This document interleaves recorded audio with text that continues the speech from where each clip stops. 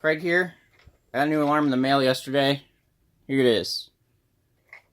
You can see I got a pretty wide grip on it because it is very large and it's quite heavy. And it's branded Klaxon. And come around here. We'll open it up for you.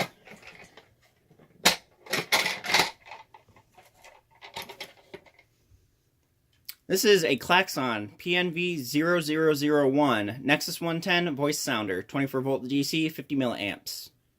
Yes, I said Nexus 110 voice sounder. Now, what makes a voice sounder so special? Well, it's just like it says. It has voice capabilities. You can load voice messages onto it, and you can play them over the sounder. That's where that USB port there comes in. And that's also where this CD would come in. This contains the installation material for the programming tool, and it contains a custom message library.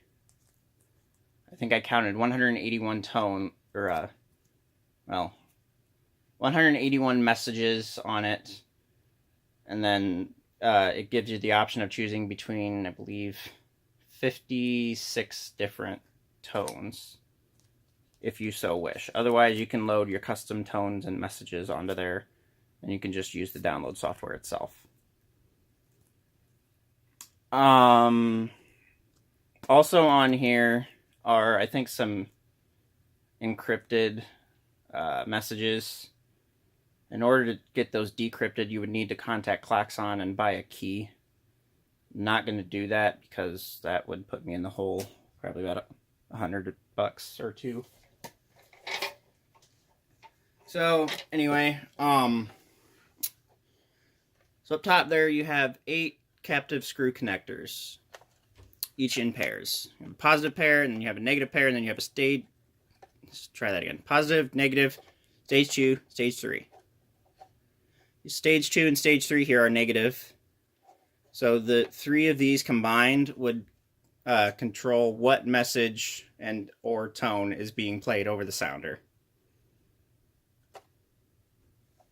Right here you have a little LED that turns on when you're programming the sounder.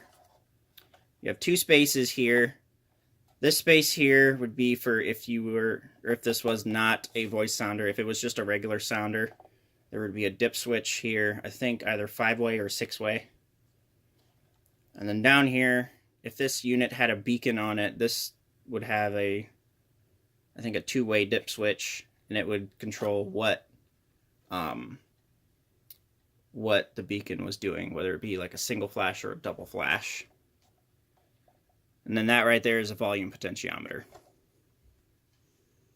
So anyway, that USB port there, it requires a USB-A cable. So that's got the giant end on it. It's the one that you would usually see used by printers. And you would just take and you would hook that up to your computer, and you'd open up your programming software, and then you would program the sounder that way.